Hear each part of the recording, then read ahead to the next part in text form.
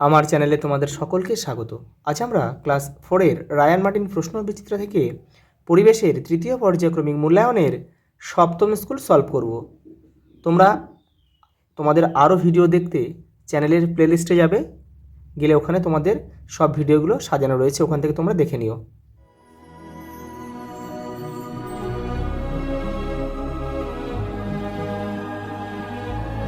প্রথম প্রশ্ন, সঠিক উত্তরটির মাথায় টিক দাও। বলেছে ব্যাঙের সাথে একটি উদ্ভিদ, গায়ে কাঁটা আছে সজারুর, গ্যাসের ভর নেই ভর আছে, এটা ভর আছে, জন্মের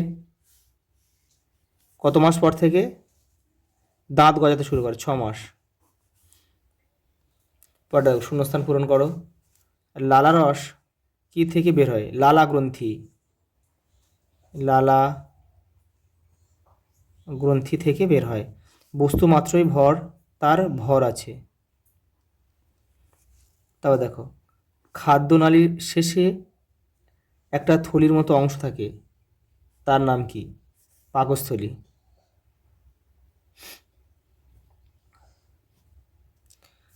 আমাদের গলার ভিতরে পাশাপাশি দুটি নল থাকে, একটা শ্বাসনালী একটা গ্রাসনালী। দেখো স্তম্ভ, দেখো ফুটন্ত জল থেকে কি তৈরি হয়? জলীয় বাষ্প তৈরি হয়, তাহলে আমরা এখানে ক লিখব।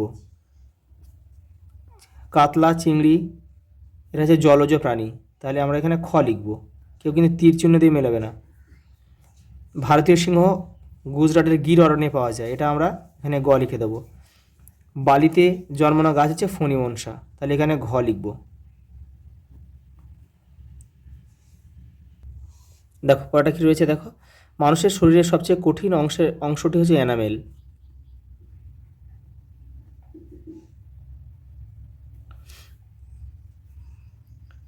ব্রিটিশ বিরোধী আন্দোলনে লবণ কর না দেওয়া ডাককে দিয়েছিল গান্ধীজি। গান্ধীজি। পরের প্রশ্ন দেখো, কোন কোন পদার্থের নির্দিষ্ট আকার নেই? তরল ও গ্যাসীয় পদার্থের নির্দিষ্ট কোনো আকার নেই, যে পাত্রে রাখা হয় সেই পাত্রের আকার ধারণ করে। দেখো মাছ ও চিংড়ির মধ্যে একটি মিল ও একটি অমিল লেখো। মিল কি? এরা জলজ প্রাণী, এটা হচ্ছে মিল। আর অমিল কি?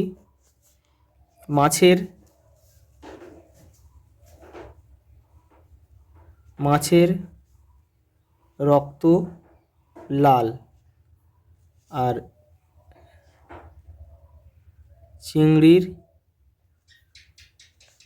চিংড়ির রক্ত সাদা। ওটা দেখো, সাঁতার কাটার সুবিধার জন্য হাঁসের শরীরে কি বিশেষত্ব আছে? তাদের লিপ্ত পদ রয়েছে, দেখবে হাঁসের পায়ের আঙুলগুলো একটা চামড়ার মতো অংশ দিয়ে জোড়া রয়েছে, এটাকে লিপ্ত পদ বলে। নিউজিল্যান্ডে কোন মাছ বর্তমানে বিলুপ্ত হয়ে গেছে? Grayling fish.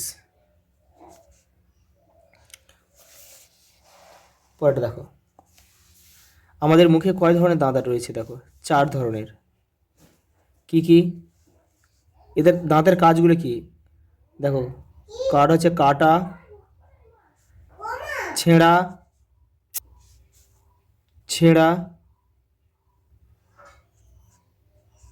ভাঙা,